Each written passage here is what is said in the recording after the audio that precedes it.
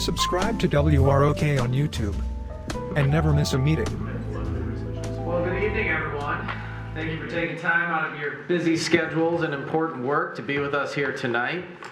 I'm Mayor Fournier, and it's my privilege to call to order the Monday, March 20th, 2023 Royal Oak City Commission meeting to order. We're going to begin with an invocation given by Commissioner Douglas, followed by the Pledge of Allegiance. I ask that you stand if you can. Before tonight's meeting, we had a work session looking at the committees, boards, commissions, and task forces that support and are essential to the success of the city. And we're looking at ways to make those bodies more effective, more efficient, and to honor the work that they do. But today I want to thank all of those existing volunteers who serve on our official boards, commissions, and committees. They sell used books, they supplement our police officers, honor veterans, promote recycling, preserve our history, interpret and defend our ordinances, and monitor our investments, among other things. Along the way, they skip dinner, miss soccer games, lose sleep, and use vacation time on our behalf. They sometimes have to mediate between neighbors or choose the best from equally unpopular options. They do this with no reward other than the satisfaction of making our city better, which they do.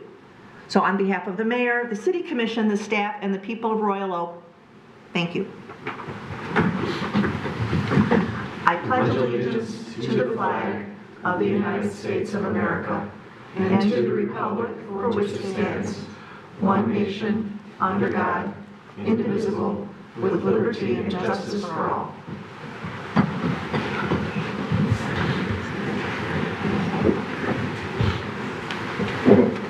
All right, item number 4, we have an approval of the agenda. Just to note, the agenda in front of us today was slightly modified due to the postponement of item number 10 and an update for a link for item 6E.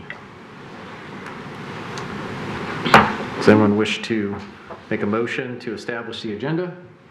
Motion by Commissioner Colo, is there a second? Second by Commissioner Douglas. Discussion on the agenda. All right, with none, I'll call for the vote. All those in favor say aye. Aye. Those opposed? Motion passes. All right, this brings us to public comment. The City Commission values and relies on the input of our fellow citizens to help us make decisions. Now is the time set aside to address the City Commission on any city-related issue, whether it's on the agenda or not. I ask that comments be directed to the entire City Commission and not to individual commissioners. If you wish to speak tonight at public comment, please wait until recognized by me, Mayor Fournier, then come up to the podium. For the record, we'll ask for your full name and address. Please be mindful the City Commission wants to hear from everyone who wishes to speak tonight, so comments are limited to 3 minutes, less per speaker, not per topic. And we have a timer at the podium to help you keep track of your time. If you don't wish to speak tonight, no problem. Email works. Other forms of communication are just fine. Please note that typically we don't respond directly to questions during public comment. However, we are taking notes, and when that topic is discussed, we'll ask those questions. If your question isn't pertaining to any of the agenda items, please note that we do refer them to the proper city department to follow up accordingly. Our city manager is also taking notes and looks into matters as needed. So with that, who's first tonight? Going once? Going twice? Mind blown. Hit that gavel right now. Bring the meeting back to this side of the room. I'm not sure what we're going to do with all this extra time. This is very unprecedented. It's over on me. Let's go. We got everything right last week. We're doing everything perfectly, you guys. No other message to take from this. Oh man, it's eerie to me because I do enjoy public comment, but okay. That brings us to item 6 on tonight's agenda, which is the consent agenda. Does anyone wish to pull anything from the consent agenda? Nope. Okay. All right. Then the consent agenda now consists of the City Commission work session, boards and review minutes from March 15th, City Commission minutes from March 13th, claims from March 21st, approval of purchase orders, approval and extension of agreement for towing, storage, and impoundment services, and receive and file February 2023 investment report. Is there a motion? Motion by Commissioner DeBuck. Is there a second? Second by Commissioner Hunt. Discussion? Well, No discussion on the consent agenda? All right, with none, I'll call for the vote. All those in favor say aye. Aye. Those opposed? Motion passes. All right, that brings us to our first put it on and mute it. agenda item, which is the Michigan Liquor Control Commission Licensed Establishments Annual Review. Mr. Leal, you'll kick us off.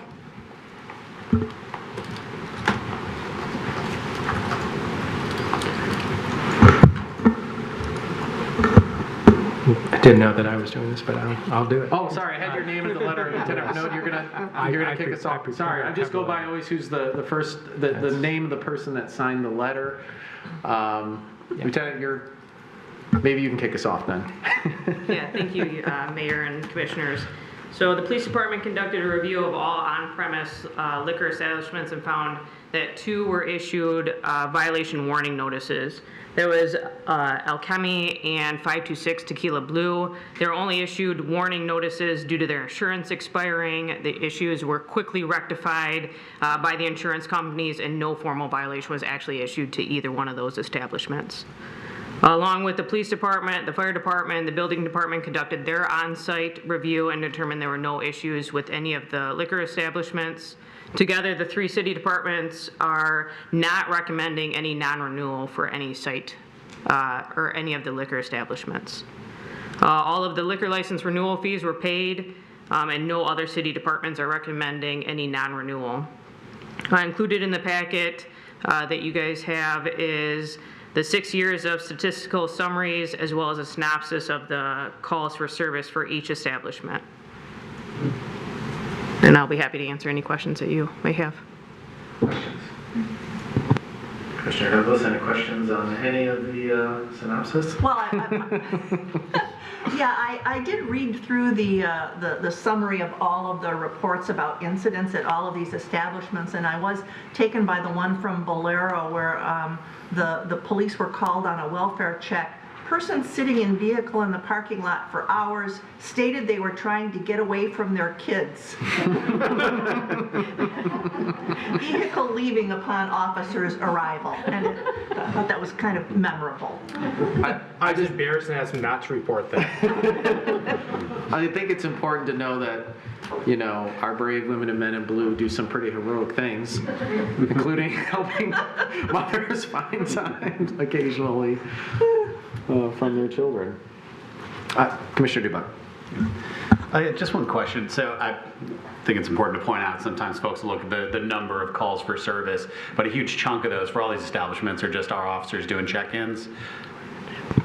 So the business checks are not actually included. So Those are not. what is included is any alarm calls that we go Okay. to, any customer troubles, disorderlies, anything like that. But the normal business checks are not included in the synopsis part. So when I'm looking at like City Tavern's got 69, and then it says business walk. I only see a few that actually have a synopsis of an issue.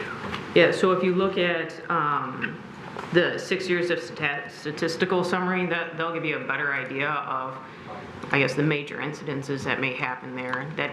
Those numbers don't include the business. Gotcha. Now, if you look at the larger summary that has the 69 or whatever you had just referenced, that's where you'll get all the Okay. business walks in there. Yeah, so that's just the annual report. That That's is what I'm correct. looking at. So some of those are like really big numbers, but it's like 60 of them are just our folks checking in. That is correct. Okay. All right. Thank you. Any other questions? Commissioner Macy. This isn't a question, but I like the new format of this report. Yeah. Thank you. Thank you.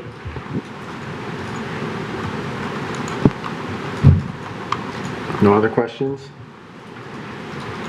All right, I hope it's this quiet at my house tonight when I get home. If not, you can go to Bolero. Again. Are fathers allowed to park in Bolero too? All right. I don't think there's any action on this, right? Do you want us to accept the report or, I don't think we're taking, there's been no recommended action from your end, and I don't know that we have any actions on our end. Yeah, if there's no action on your end, then they'll just automatically renew the licenses. Okay. All right, I'll just say nice job. Really like the format. Makes a lot of sense. And more importantly, I think it's good and easy for the public to understand as well. You know, we are a gathering place for people from all over the area. We have a lot of awesome restaurants that have to serve a cocktail from time to time. And that doesn't always come without, you know, some sort of complications, but it's good to see, you know, sort of get this snapshot here. And great job. All right. We good? No actions? All right. Well, that was easy, Mr. Leal. Sure was. All right. That brings us to item 8, which is request to set dates for a special city commission meetings and public hearing on the adoption of fiscal year 2023-2024 budgets. I see Director Lichtenberg there. Good evening, Mayor and Commissioners. I am coming to you today to request the meeting dates to hold our budget work sessions.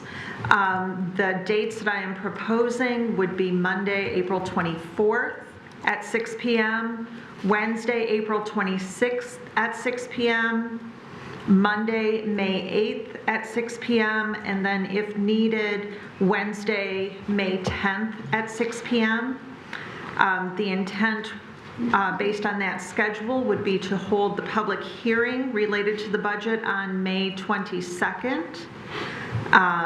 If these dates are not amenable to the commission, we are more than happy to entertain an alternate schedule. In order to meet the May 22nd timeline for public hearing, we would need to complete these special work sessions by May 12th. Mr. Macy. So I'm not available on May 8th. May 8th, I'm going to be in DC with hundreds of 8th graders, and I'm not sure if Commissioner Dubak will as well. I'm gonna be there too. See you there. All right. You guys have to see if there's a bolero. Sorry, that's 2 of us who won't be there. Commissioner Douglas? And I will not be here on April 26th or May 10th. Commissioner Colo? I'm just looking at the 2 meetings that come before a city commission meeting, and an hour and a half allocated for that time for a meeting. It's not quite, I mean, our budget meetings in the past have gone, anywhere between, especially the first one, has gone about 4 hours the last handful of years. Commissioner Macy? I was just going to say I was hopeful that that meant that there was a different process this year. Yeah. And that maybe it would be a different timing. So Yeah. I hear what you're saying, but I read that optimistically. Actually, that's a great question for Director Lichtenberg. Do you see, is your process going to be a little different than maybe what we've endured in the past?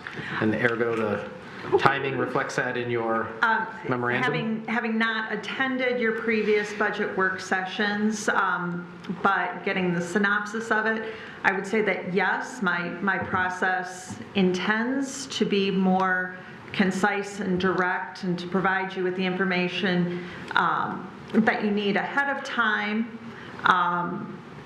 So I'm happy to work this into larger work sessions if you prefer, but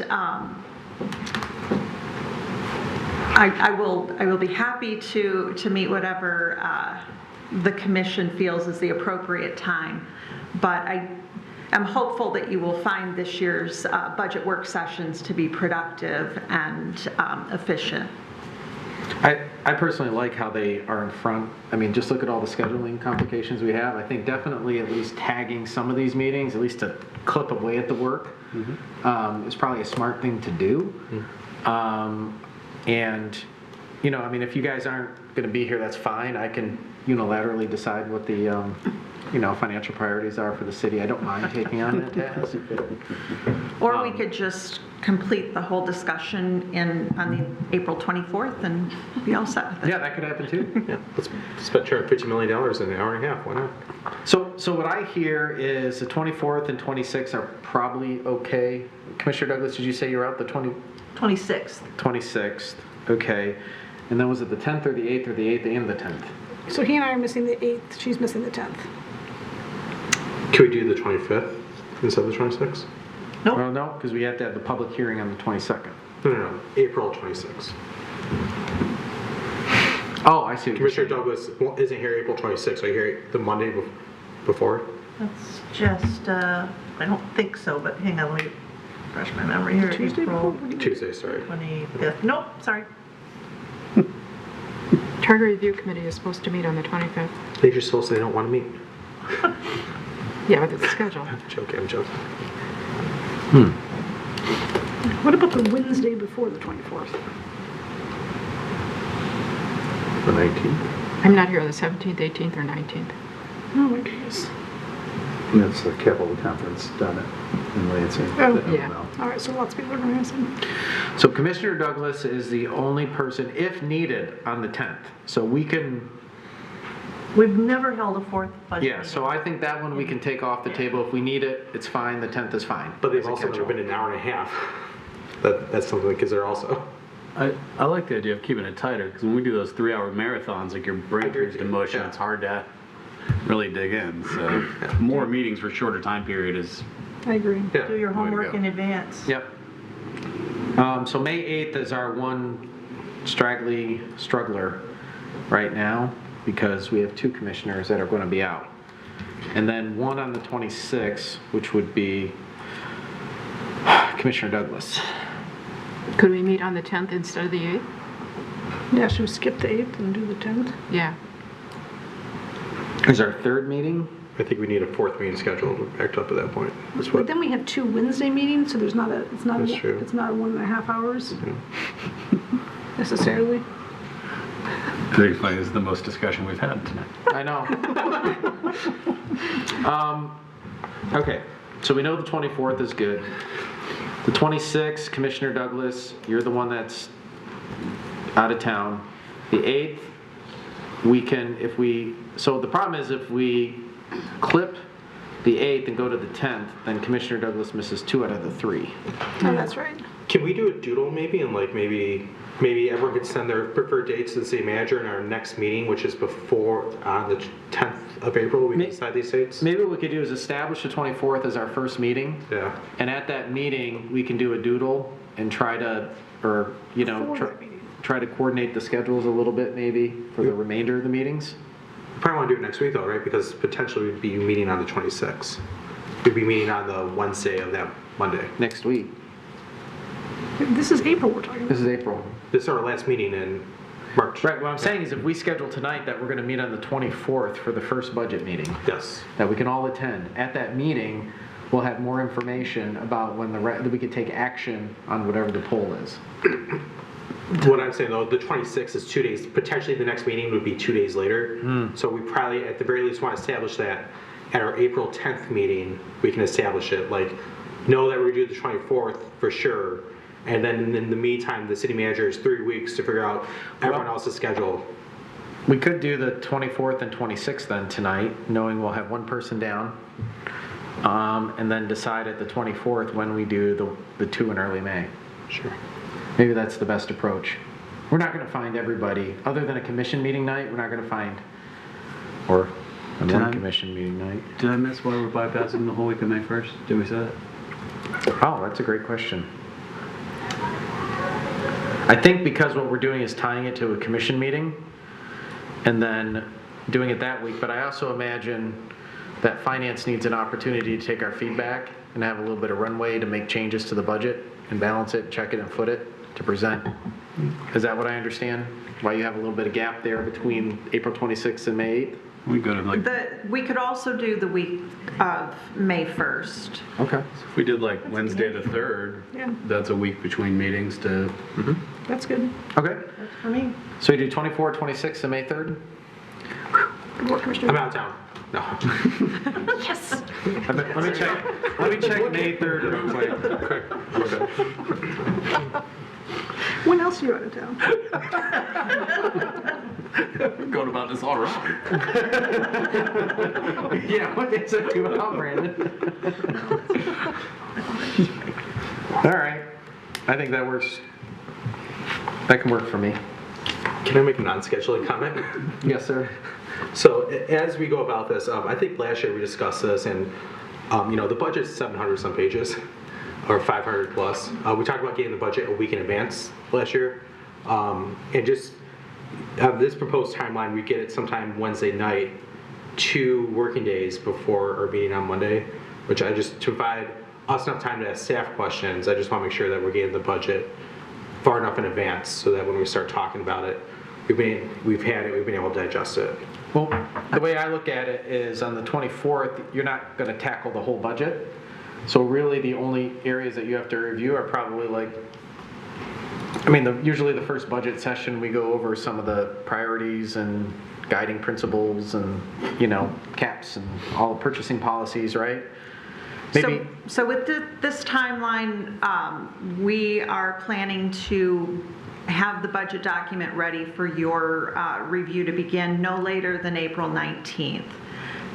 So it's not a full week prior, but my intent would be at that first budget session to do an overview to set the groundwork for your deeper dive into the budget. So if it's possible to have it done before then, it will be, but that is our target. I personally read the whole. It's a very important document. I'll read the whole thing. So if we can get it on the 17th, I think that'd be beneficial. And I would also like to bring to you that you will be receiving the budget in our new online format with OpenGov, which will provide you with a different viewing experience. There will also be PDF versions available so you can view the entire document either in hard copy or in the PDF version, but there will also be a much more streamlined online presentation that will be coming to you with that. Yeah, I kind of like that, where we get it, we can look at it, take a peek at it, and then kind of go through. You'll kind of go over the entire budget at a high level, some of the things that may look a little different or change, and then we can then spend the next couple weeks deep diving into it, or even a little bit more on the 26th, and then kind of dig into it over the next few weeks. And I will also provide you ahead of that with a tentative agenda of the sections of the budget that we will be focusing on at each session, so that you'll be able to review it a piece at a time if you prefer. Yeah, it's a challenge because you got to get it done, and then we have to get it done. And so, it takes time to prepare it and to get it right and to not make mistakes. And I also feel like this process seems earlier than what we had before as well. So we're a lot earlier. Yeah, so that's a good thing. So I think that might, Commissioner Cole, I hear what you're saying, but I think the process is going to be a little different this year, and the fact that we're brought in earlier doesn't mean that we can't schedule a 4th meeting or 5th meeting if there's still some major questions or debates we're having. So I hear you. It could be a risk. I want to trust, our new finance director. She comes highly regarded in this area for her references, so we can have her lead us. So if someone wants to make a motion on the 24th, 26th, and the 3rd, Commissioner Dubuck? So moved. Okay, is there a And- second? And May 22nd. And the hearing. Oh, and the hearing on May 22nd. So moved. You didn't hear it? Okay, the second by Commissioner Macy. All right, all 6 p.m., right? Yes. Sounds right. Okay, yeah, I heard that in his motion, you guys. He's got to pick up his Except mic. you said the hearing's at Except 7:30. Public hearings. It's Yeah. 7:30. So public hearings at 7:30, but the meetings are at 6. Yes, WROK work sessions at 6 p.m. and the public hearing at 7:30. Okay, good, perfect. All right, I'll call for the vote. All those in favor say aye. Aye. Those opposed? Motion passes. All right, we got 3 meetings and a public hearing. Does that work? Good. Thank you.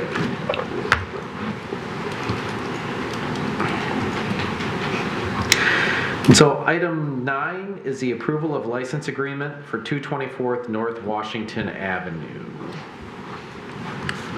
Do I see City Engineer Donahue over there? I do. I can Yes. sense your presence. Weird. All know. right, good evening, Mayor and City It's like my Commissioners. superpower. Good evening. So tonight, the property at 224 North Washington is asking to be considered for a license agreement approval. This is being converted from a commercial building into a single-family home. You might remember it as the former dance studio, the Borgo Dance Studio that was there previously. So engineering was taking a look at the new home permit, as we normally do for any new homes, and we found that they have a very large concrete stairway within the public right-of-way. And it's currently unlicensed. It was just installed at some point in the past without a license agreement from the city. And so as part of our review process, we'd requested that those be removed when they built the new home or redeveloped the house, the building. The property owner, however, did not wish to remove those stairs and instead wanted to move forward with requesting a license agreement to keep them in place. The stairs are about 30 feet wide, so that's a lot of concrete, basically the whole frontage of the building structure, and then it extends within the entire public right-of-way, so about 14, 15 feet. Engineering is opposed to the request as there does not appear to be a demonstrated need for these stairs. There's no parking on the east side of North Washington that would facilitate a pedestrian drop-off. And even if there was pedestrian drop-off, you typically see, 5-foot wide surface walks, not these giant stairways. Additionally, the stairs, as I mentioned, are pretty wide, and that's a lot of concrete there that needs to be maintained over the years. Potential trips and falls, really easy to not take care of that. They just kind of deteriorate over time. Also, keeping those in place does go against our long-term goals of stormwater management by maintaining an unnecessary impermeable surface there, which could easily be converted into grass. However, if the commission does wish to move forward with allowing the encroachment, we did put together a license agreement for your consideration. It indemnifies the city and requires the licensee to provide insurance coverage, and the agreement makes the licensee responsible for maintaining or removing the encroachments as necessary for any city projects in the future or other public access issues in the right-of-way. And I did call the applicant. I'm not sure if they're here tonight, but they are. So if you would like to hear from them, that is your choice. Questions?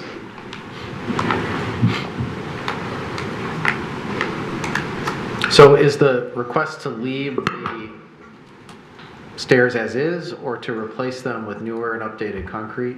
To leave them as is. Okay. And I believe a section of it was recently replaced by Consumers when they were doing some gas main work out there. So part of it is new. Okay. No questions for the city engineer? Commissioner Colo. Sorry, I guess first question, how is this property currently zoned? Is that something you know? Nope. Okay. Sorry. I was trying to quickly look at the zoning map to figure out, because it's going from business to residential, so there's some sort of switch there. Yeah, it's just outside my area of Yeah, no. knowledge, sorry. Driven by single family. How do you typically see requests like this for use of the easement? What's a typical use of the easement you see when you have a house that's being developed? We very rarely see anything for houses. The only thing I ever see on a regular basis are the service walks, which vary from 3 to 5 feet wide. And generally, they're so minimal that we don't go through a license agreement process. We say it makes sense, it's fine if you want to leave that in place. This is just a bigger issue, and instead of it being like one contiguous pad, it's stairs, which always make me nervous in the right-of-way with people tripping. Okay. Thank you. Mm-hmm. Does anyone wish to hear from the applicant tonight? Yeah, do you guys wish to speak tonight? All right, come on up. Yeah. So my name is Madison Mergel. I am the current owner of the building. It is currently zoned as commercial with a residential overlay, but I am switching it over to a single family home. So that is my plan, and the whole frontage is 60 feet, so I know she was saying 30 feet just for the steps in front of the building. But I would like to keep them there. I'm trying to keep the property as similar to the Borgo's dance studio. I'm keeping the floors the same, the dance bar the same, and I have the building permit ready to be picked up once this decision is made. One of the reasons I want to keep the steps there is I'm never putting a driveway on that side. There's an alley behind the building where I'll go through parking, but there won't be any driveway to be on that side of the property on Washington. So I would like to keep the steps there so there is something, but the grass will still remain on the other side. And the other reason is the trash pickup is on Washington as well, so I would need some sort of concrete on that side to be able to put the trash there. Questions? No questions for the applicant? Okay. Commissioner DeBuck. And so just so I'm clear, so you're remodeling this building, you're not tearing it down and building Correct. a single-family home, you're converting it into a single-family home? Correct. So is that going to be single-story? Correct. Oh, Yes. interesting. Just for myself. All right, thanks. Commissioner Macy? So I guess I don't understand what the benefit of having these concrete stairs is just because there's no driveway. Like I'm trying to figure out, and so I'm looking at the old Google Map picture of it, which I'm sure is not the most attractive one, right? I have another one if you would like to see it. Sure, yeah, you can give it to our clerk and she can hand it at the very end. She can hand it down for us. I don't see why you want it. So I grew up going to that dance studio, and that in my head is what it looks like. I want to keep it the same way if possible, and I will maintain it as much as needed, those steps there, but I don't want to fully remove them completely and just put just grass all over the front. Thank you. In the rear of the property, there's parking spots and everything Correct. back there. Are you converting any of that, you said, to grass? No, that will all be Okay, so you're not making any other modifications to the landscaping at all? You're just Correct. basically taking the building and strictly converting the building into a residence? correct. I'll probably put a fence up at some point there too, but that's the only landscape change that I have as of right now.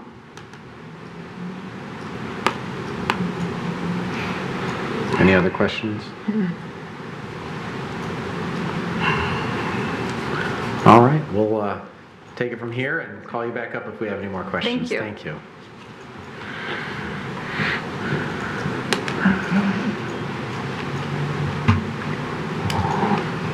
Any discussion? Commissioner Prush? I'm going to make a motion that we deny the license agreement for these concrete stairs.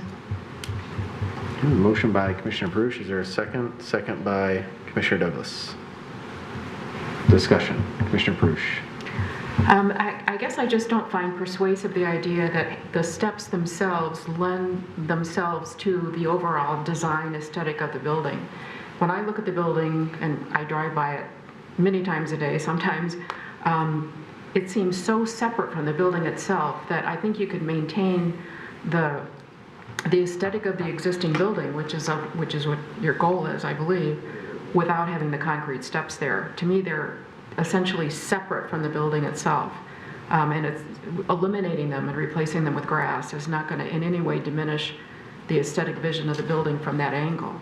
So for those purposes, and because we don't need more concrete in the city, I'd like to see it return to grass for our stormwater purposes and so on. I'm not in favor of granting you a license to do this. Commissioner Douglas?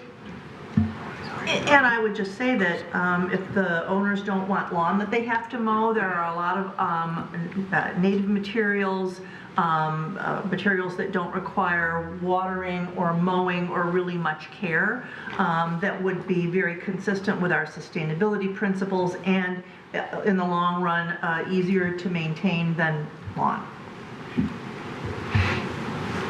Commissioner DeBuck? Yeah, I agree with Commissioner Prush. Well, supposedly at some time these steps served a business purpose. If it's no longer operating a business, whatever value that brought is now no longer there. And I think the neighborhood would very much prefer to have green space there as opposed to this swath of concrete. And I think for all the reasons that the city engineer raised, this should be returned to grass. So to said, I mean, at a 10,000 foot level, I do agree with my colleagues, although the one unique element here is that, we're going from commercial to residential. The building isn't being raised and torn down. I mean, it's really, for the most part, keeping the four walls and, converting some of the elements inside to make it livable, like probably adding a kitchen and, a full bath, things of that nature. And so, there is normally if they were tearing this down and building a $1 million home, I'd say it's in your budget, get it done. This to me is converting a property that's no longer in use, would probably be raised by a commercial developer anyways. And so I do see it as kind of like, not serving a purpose, but a little bit of a hardship here given what the building is to do. So I don't think I'll be supporting it for that reason. Supporting the motion. Commissioner Colo? Yeah, I would say I'm on the fence on this one too. I think if someone came to us and said we'll put permeable pavers there instead, that would sway me to a no vote. If we could license and put permeable paver instead of those concrete steps. But I do agree with the other commissioners that this is not how neighborhoods look and feel in our community. It's not in line with our goals. It is city, that this is a city easement that we need to maintain. So I think the only solution that I think would get me to vote yes for a license would be to replace that with something permeable, if that was something someone would want to consider. Anybody else? All right, I'll call for a vote. The motion on the table. All those in favor say aye. Aye. Those opposed? No? All right, it passes. Okay.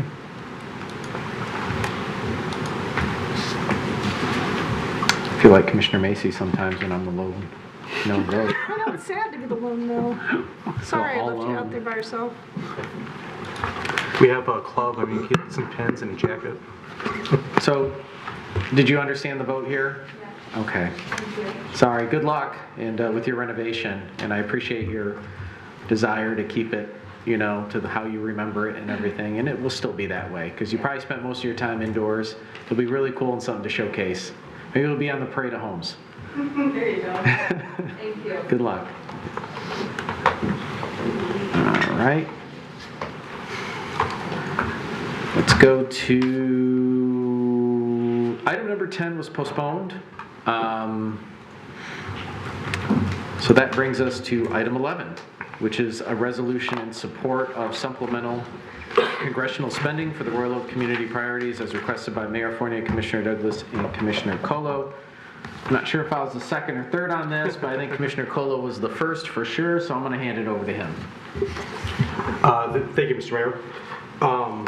Right now, Congresswoman Stevens and her team are working on supplemental funding for this year. We're in a unique position where we have a couple projects in town that they're considering and a couple projects that are really beneficial to this community that they have advanced to another round. And they're looking for support from different civic leaders to help bring this across the finish line. There's two projects that we're looking at. One is one that we as a body here just recently helped fund a couple weeks ago with $1.5 million. We started off the process of improving building a new community center on the north end of town in a partnership with the Y. And so the first resolution talks about the importance of the Y and how we're going to work with them to bring this community center, the benefits it will have to our residents, the potential for attainable housing. This is a project that is a win-win all around. The second one is in support of, they're also considering some funding for the Detroit Zoological Society. Detroit Zoo is undertaking a $20 million renovation of about 7 acres of space.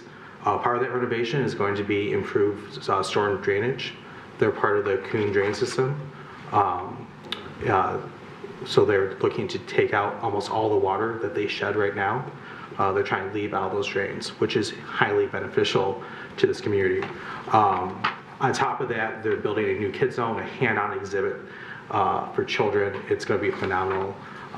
It's going to have a completely immersive experience that's also 100% ADA accessible. Tree climbing that you could do in a wheelchair. It's a very new, unique, and amazing project. So they're also under consideration for supplemental spending. So there's 2 resolutions. I think we're finishing up the final language, and I would move approval of both resolutions. Motion by Commissioner Colo. Is there a second? Second by Commissioner Prush. Discussion. I'll just add, thank you, Commissioner Colo, for bringing this to the table. These things do matter. Often we do resolutions, sometimes out of frustration. These are types of resolutions that can actually bring cash and the things that come with the cash to improve the quality of life for our residents. So appreciate you bird dogging this one, and appreciate our staff putting together the resolution as well, Ms. Schwanger and everybody that had a part of it. So I'll be supporting these for sure. I mean, I'm a big fan of the zoo, a big fan of our partnership with the YMCA. So I think these are going to be things that will be transformational for our community. Any other discussion? All right, with none, I'll call for the vote. All those in favor say aye. Aye. Those opposed? Motion passes. All right. I'm not sure what to do. It's 8:16. Boards and committees. So notwithstanding anything for the betterment of our community, I'll certainly entertain a motion to adjourn. Motion by Commissioner Dubak. Is there a second? Second by Commissioner Macy. All right. Any discussion? With none, I'll call for the vote. All those in favor say aye. Aye. Those opposed, motion passes. We're adjourned. Hey.